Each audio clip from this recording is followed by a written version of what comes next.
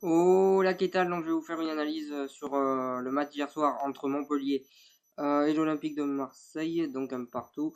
Donc je vais analyser en premier le match des Montpellier et en second celui des Marseillais. Le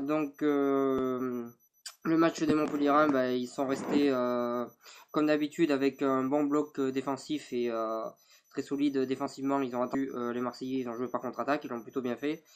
Ils ont réalisé un bon match en défense, ils ont vraiment été très solides et ils ont empêché les Marseillais de pouvoir bien s'exprimer comme ils le voulaient. Donc ils ont totalement bloqué l'attaque marseillaise durant tout le match. Le milieu c'est pareil, ils sont restés compacts avec la défense et ils ont empêché les Marseillais de s'exprimer comme ils le voulaient.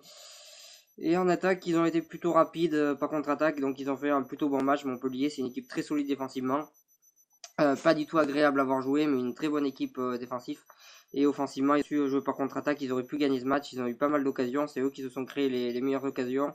Ils ont su mettre en danger facilement la défense marseillaise et ils ont su se procurer des bonnes occasions. Ils auraient pu gagner ce match parce qu'ils ont eu énormément d'occasions et qu'ils ont globalement eu les occasions les meilleures du match. Donc ils ont fait un bon match dans l'ensemble, ils ont resté solides et ils font un bon début de saison cette année Montpellier. C'est quand même la seule équipe à avoir pas perdu contre Lyon, Marseille, Monaco, PSG. Donc ça prouve qu'ils sont vraiment solides. Après c'est une grosse défense et en attaque ils jouent par contre-attaque. Ils ont un effectif pas super mais ils ont un collectif qui tourne bien en ce moment.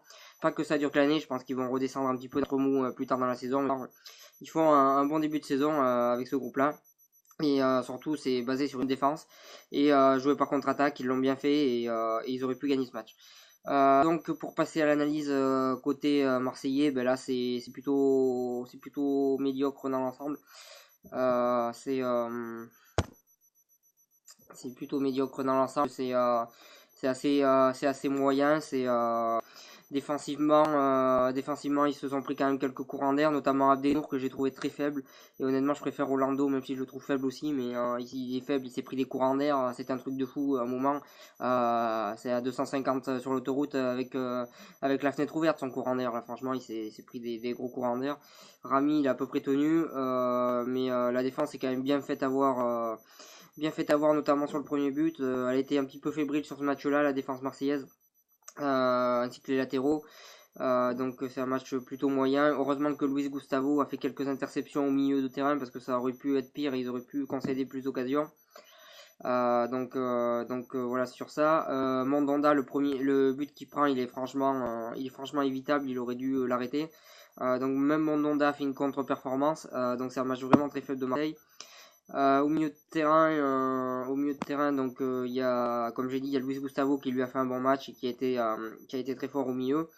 Ensuite, il y a eu Thauvin qui faisait des choses intéressantes. Je sais pas pourquoi Garcia l'a sorti au bout de 60. Garcia l'a sorti au bout de 60 minutes pour une raison que j'ignore. Donc voilà, mais en tout cas, il aurait dû le laisser et sortir Payet. Payet qui en ce moment fait des performances catastrophiques. Tout simplement catastrophiques. À chaque fois qu'il avait un ballon, il l'a perdu. Les passes ratées, il a tout manqué. Il fait une faute complètement idiote où il se prend un jaune bien mérité d'ailleurs. Donc Payet en ce moment, il est vraiment pas en forme. Ses performances, c'est vraiment catastrophique. Honnêtement, moi je pense qu'il devrait être remplaçant et mettre au campo titulaire. Parce que Payet en ce moment, moi c'est un joueur que j'aime bien, mais en ce moment, c'est catastrophique. Donc franchement, Payet, soit il se remet en question, soit il passe remplaçant parce que là, c'est pas possible. Il perd trop de ballons et ça se ressent.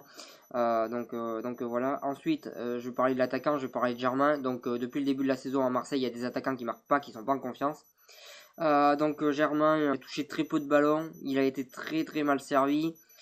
C'était pas du tout un match pour qu'il réussisse. Il a eu une occasion qui aurait pu faire but, d'ailleurs la seule belle occasion de l'OM du match, vu que le but c'est un penalty, donc c'est la seule belle occasion que j'ai vue de l'OM moi.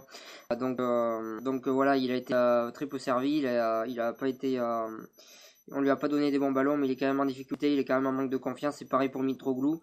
Pourtant c'est deux attaquants qui ont du talent et je comprends pas trop qu'ils réussissent pas en ce moment, à l'OM, mais en attendant c'est vraiment le cas, ils réussissent pas. réussissent pas à s'exprimer comme ils le souhaitent, c'est dommage parce que c'est de bons joueurs, j'espère qu'ils vont revenir. En attendant l'OM est quatrième. Je voulais revenir sur les faits de jeu qu'on fait polémique donc avec l'arbitre, donc le penalty. Pour moi, il n'y a pas penalty vu que il y a pas penalty pour Marseille vu que Wilton a la main collée au corps, donc il n'y a tout simplement pas penalty. Sur le but hors jeu, par contre, je pense que le but est bien hors jeu vu que Wilton, justement, il fait action de jeu, il essaye de mettre la tête et même s'il la touche pas, il fait quand même action de jeu. Donc pour moi, il y avait bien hors jeu. Donc voilà sur ça. Ensuite, je voulais juste revenir sur le tweet le tweet de, bien sûr, quand on parle de Twitter, on parle en football de Jean-Michel Aulas. Donc le tweet où il dit que ce que a fait l'arbitre est lamentable et qu'il y a eu de pénalty. Donc Jean-Michel Aulas, il est quand même président de l'équipe qui a le plus de pénalty en France. Il est quand même président d'une équipe qui hier, son joueur a mis une claque à l'arbitre et n'a pas eu de carton. Il permet de juger cet arbitre et de dire que l'OM a avantagé. Donc je pense que Jean-Michel Aulas, il devrait se remettre à sa place, s'occuper de son équipe, qui se permet de mettre des claques à l'arbitre et de ne pas avoir de carton, gentiment, s'occuper de son équipe à la place de s'occuper de l'OM, à la place de mettre des tweets partout. C'est bon, on a compris qu'il savait tweeter, je pense que tout le monde a compris. C'est pas la peine d'aller tailler les gens. Je pense qu'en équipe, il peut leur remettre en cause parce que des pénaltys, ils en ont. Marseille, ça faisait à peu près 13 mois qu'ils n'avaient pas eu de pénalty. Lyon, ils en ont à peu près tous les week-ends.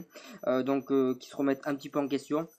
Et qu'il arrête de tweeter pour rien parce que son équipe elle a été avantagée aussi sur le match d'hier vu que son joueur s'est permis de mettre une claque à l'arbitre de touche et qu'il n'a pas eu de carton. Donc à un moment donné, je pense que son équipe elle a été aussi avantagée que l'OM hier. Donc voilà, donc il veut tweeter, c'est bien, mais il faut s'attendre des réponses derrière.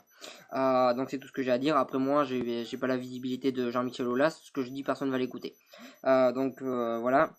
Si vous avez aimé cette vidéo, n'hésitez pas à partager, à cliquer j'aime et à en parler autour de vous. Moi je vous souhaite une bonne continuation.